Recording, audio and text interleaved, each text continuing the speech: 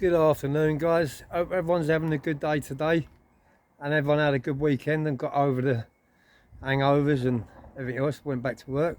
But today, guys, what I want to talk to you about is how to service a motocross bike. So I've got a KX250 and I'll show you quickly what is vital, what you need to do, like every time you go out on it. Really, every other time I'd say you need to do this, because what happens is where the wheels, the spokes get rusty, they get stuck and they snap.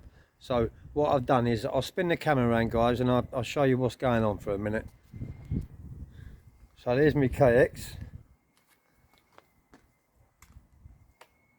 outside my front door. I'm just giving it a service, and what I'm using is the Lucas grease. So basically my chain was a bit like cardboard, so I've greased the chain up so it's nice and lubricated, as you can see it. Also greased all the cog up inside there so that when it goes backwards and forwards, the chain is actually not bending now, because it was bending before. It was so hard and it wasn't greased, the chain was actually bending. So yeah, I've been greasing up. That's what you need to do, guys, every time you go out, is make sure your chain's greased up, your spokes. So grease up your nipples, yeah, your nipples, not them type of nipples, motocross nipples. These are the nipples on your spokes. Basically what I'll do is I'll get a brush, you can see it, with a bit of grease on the end, just go over them all like that, just every single nipple, give it a good old greasing up. Ideally you need your bike jacked up, but unfortunately I haven't got a jack at the minute, so I'm just doing it on the floor. But yeah, the air filter, you need to change the air filter probably like every 4 or 5 rides, whether you've got a 2-stroke and whether you've got a 4-stroke. I've got a 2-stroke, so I'll change mine every 5. The air filter goes underneath this seat, so it's just like sitting underneath here. I don't know if you can see it here, you can see the back of it in there. But basically, if you've got a KX, you need to undo this bolt here, undo that bolt there, take the side panel off, and then them 2 bolts actually hold that seat on. So when you take this off, and obviously the other side, the seat will actually come off, and then you can change your air filter. So I strongly advise you change your air filter when you give it a service. Also your plug, your spark plug. It's a bit difficult to find on this one because the tank, so it's got an enduro tank on it, and the tank sits a little bit lower than what it should do. I bought it with this tank on it, but I'm going to put another KX tank on it because you've probably got about another 3 inches. And whilst I've got that tank on, which is an enduro tank, it's all good. It's an enduro tank and it's for bigger courses, so you don't run out of petrol quicker, obviously. But at the same time, with a 2-stroke, you do burn plugs out quite a lot. They get bogged up and you burn them out. So yeah, without that tank you would be able to change the spark plug quite easy, but with this enduro tank you've got to take the side panels off, the seat off, the front shrouds, and then pull the tank out. So it's a drama to do it. So it's got its good points and it's got its bad points. The good points are you can ride for longer, stay out for longer, hold more fuel. The bad points are you can't change the spark plug on it. But that's about it. Also, these 2-strokes, they run on gearbox oil in the engine, so you can use 1040 engine oil, which is what I'm using at the minute. And it's always handy to check your gearbox oil, because you don't use engine oil in these 2-strokes, you just use gearbox oil and 2-stroke oil, which is a mix which goes inside the tank. So basically it goes inside there, your gearbox or automatic transmission fluid or anything like that you want to use. But don't take my word for it, guys. Make sure you check up online the right oil for your bike, because I'm not to blame for it. But I use 1040 Castrol 4-stroke oil and it works the same. So basically you just undo the screw here and fill it up, and there's a little window there which tells you how much you've got, which is a bit concerning for me because I've just recently filled this bike up. It's got no oil leaks and it's not showing on the window, which tells me I might have put a bit too much oil in it. It's come to the top. don't know, just give the bike a little rock and see if you can. It's weird because it's showing up as none. I'm going to have a check of that. It's the only problem is with this bike, these KXs, they don't come with a fucking dipstick like the old fashioned. But anyway, yeah, so make sure you change your spark plug, change your filter, regularly change your gear oil. To change that, there's a nut. It's just underneath there. I don't know if you can see it from this camera angle, but there's a nut there. Just undo that nut. Actually, it's got a bit of oil on the bottom of it, which tells me the gasket might be gone inside that sump plug, because they run on the gasket, so I'm gonna have to double check that. But yeah, that's how to service them, guys. Change your air filter, change your spark plug, regularly change your gearbox oil, and make sure you put the right mix in with the 2-stroke oil, and you should be good to go. 2-stroke, there's a lot of differences between a 2-stroke engine and a 4-stroke engine, as many of you guys know. With a 4-stroke engine, they're so big and they're so compact because they've got a cam belt and a cam chain and timing chains and all that caper. So they're generally a heavier bike, but at the top end they're probably a little bit more powerful, and they also keep their speeds, like they're smoother, some would say, whereas with a 2-stroke it's just rang, rang, rang, rang, but you know, it gets there very, very quick.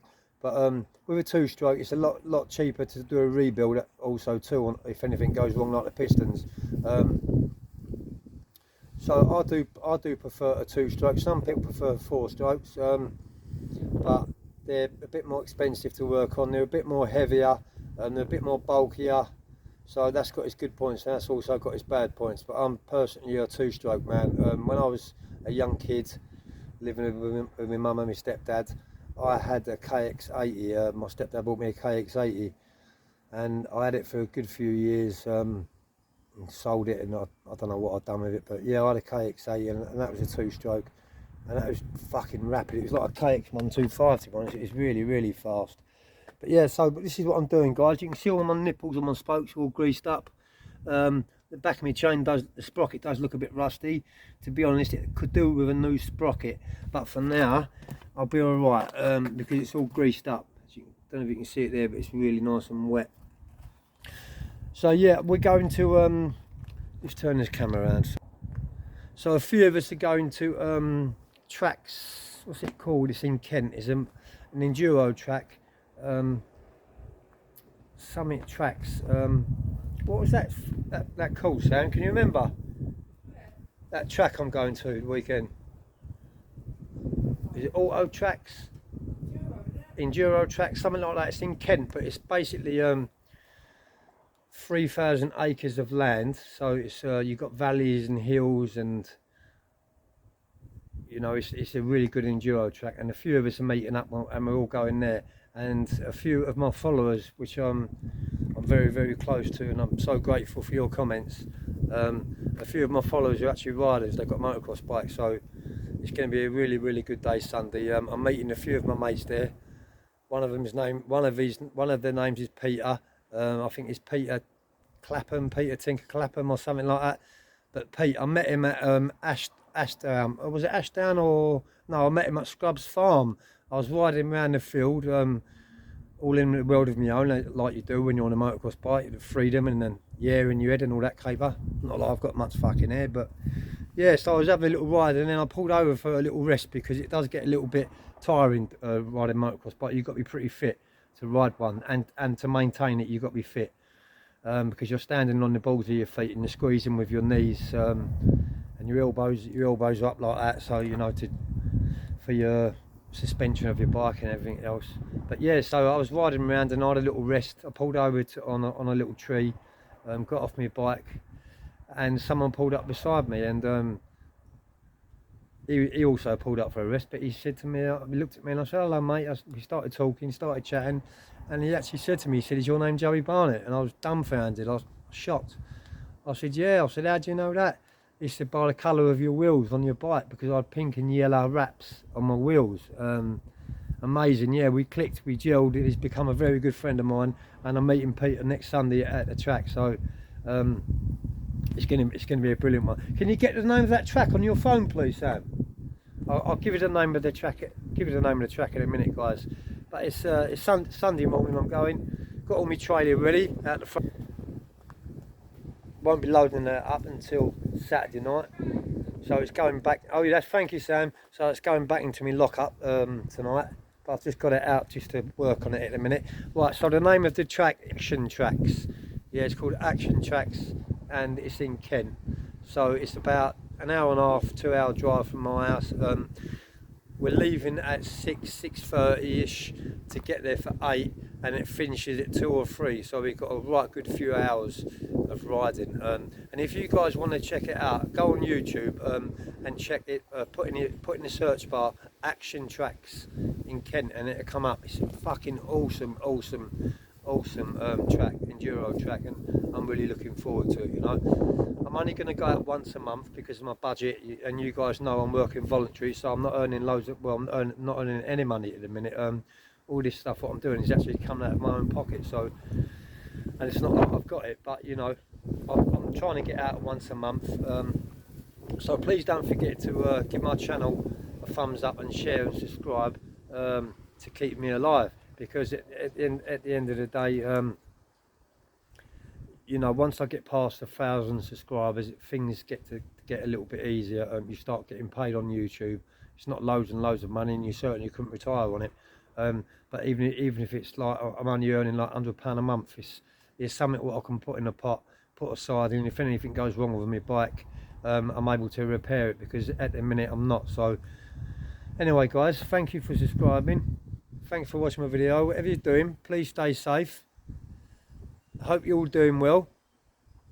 Much love. I'll probably post some more content later on, but I'm going to finish my bike off now. Getting it ready for Sunday. So much love, guys.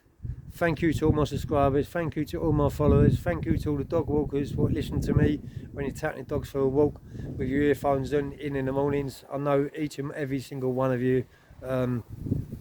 Thank you to all my friends, thank you to all my family, thank you to my missus, and thank you to the world for giving me the second chance what I've got today. And I've took that second chance I've took that ball by the reins, and I've jumped on it and I'm leaping off. So life couldn't get no better for me at the minute now, guys. Anyway, much love and peace out. Peace.